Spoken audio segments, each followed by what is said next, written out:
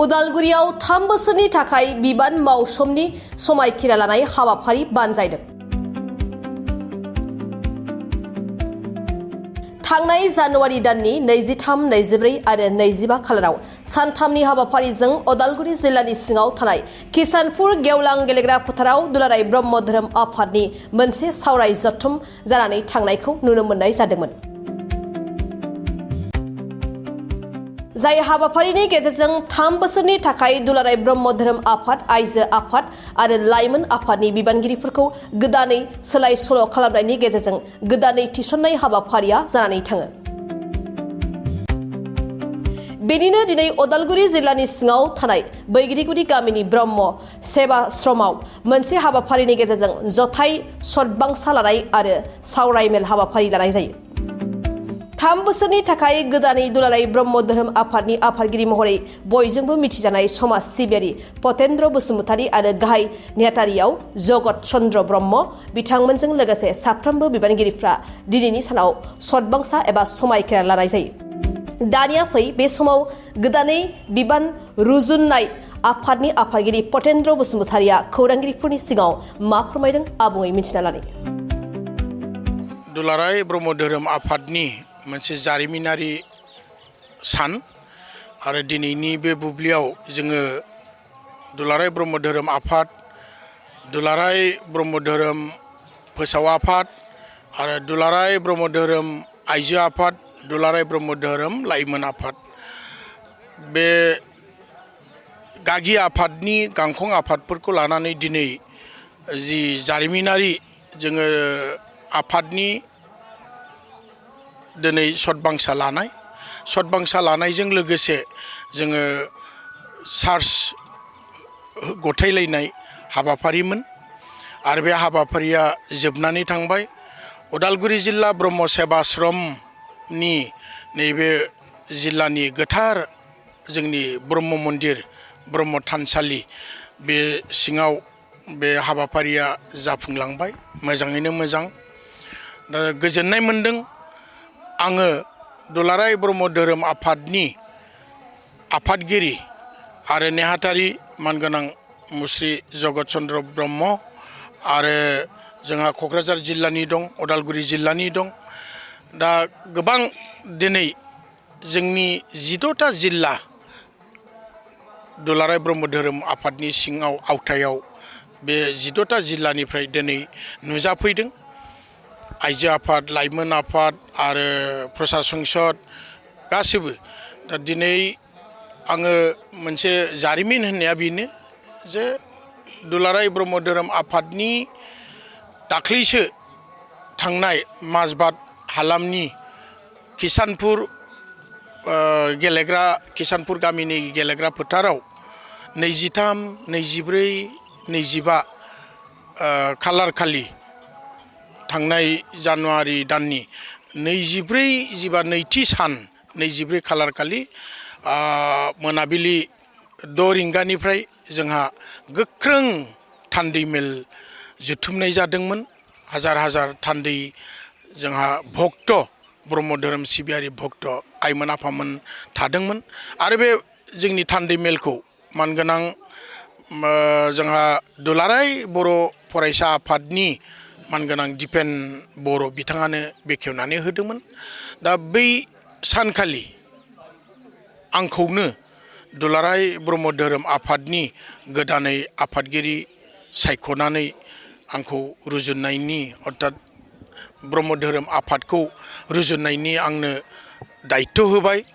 सामलायलांनायनि दायित्व होबाय। दा दिनै बेखौनो सतबांसा लालायदों जों बयबो साफ्रोमबो दैदेनगिरि बा बिबानगिरि बिथांमोन गोदानै बिबान मोननाय जे मोजाङैनो मोजां मावलांगोन, मोजाङैनो मोजां दैदेनलांगोन, धोरोम सिबिनायजों लोगोसे जोंनि आफादखौ आरो माहारिखौ जोङो मोनसे गोग्गो बिथिंजों लामाजों दैदेनलांनायाव आरो जोंनि धोरोमारि सिबियारिफोरखौबो दैदेनलांनायाव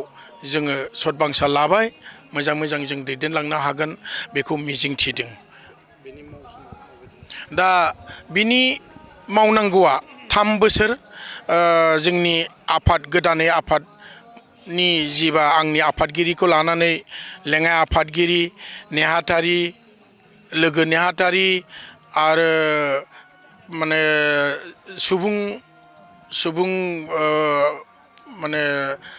फोसावदिं आफादगिरि माने नेहाथारि आरो जोंहा ट्रेजारार गोबां दङ आरो दालाइ आफाद गोबां दङ दा गासिबनिबो दैदेनगिरि बिबानगिरि बिथांमोनहा दिनै सतबांसा लादों आरो जोङो 3 बोसोर दा बे 3 बोसोरा गमामायैनो जोङो मोजाङैनो मोजां पुर्ण परब्रह्म ज्योति स्वरूप आफा आनान गसाइनि अननायाव जोङो दैदेनलांनो हागोन जोङो सामलायलांगोन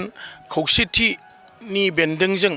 जोङो धोरोमखौ मोजाङै आब्रुथि गोनाङै जोङो लांबाय थानो हागोन होननानै मिजिंथिदों।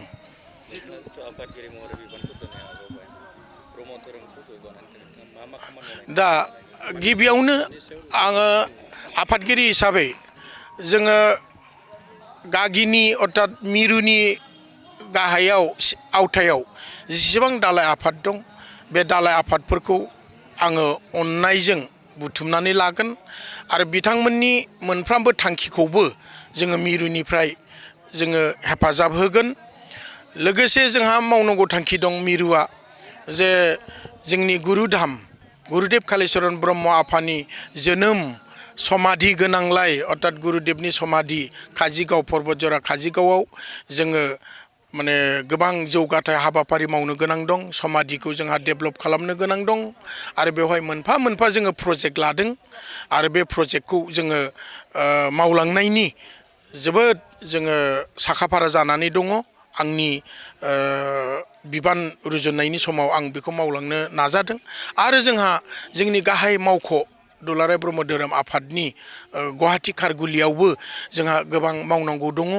बिनि जोंहा हाबाफारि लादों प्रजेक्ट दङ जोंहा मावनांगौ गोनां बेखौबो जों मावलांनायनि थामथिम जादों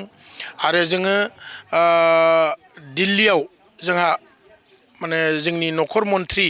अमित शाहखौ लोगो हमनायनि जोंहा थांखि लाखाबाय दा बेवहायबो जोङो थांनानै जोङो अमित शाहनो जों मेमरेन्डाम हैनानै जोंनि ब्रह्म सिबियारि एबा ब्रह्मइजिम जोङो बिनि गोबां जोङो गोसोखां बिलाइ होनानै जोङो सावरायनायनि लाहार फाहार खालामबाय आरो जोंहा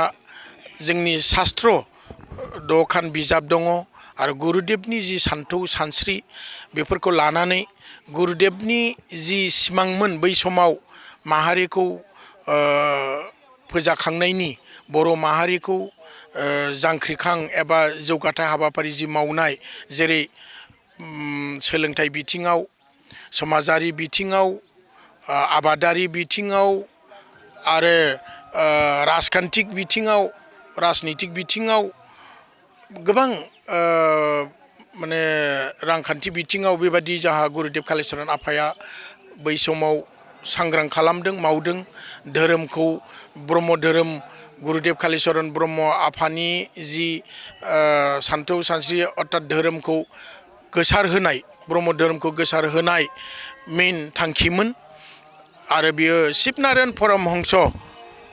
आफानिफ्राय दिक्षा लानानै फैनानै बेखौ जोंनि बर'नि गेजेराव फोसावनानै जथेस्थ' जोंनि बर' माहारिखौ जौगाखांहोदों आब्रुथि गोनां आथिखालसिम जि मोनसे बर' माहारिखौ थासारि लाबोनो हादों बेयाव गुरुदेब कालिचरन आफाखौ बिनिखायनो बुंगोन इंलिसाव ग्रेट माने रिनाइसेन्स अर्थात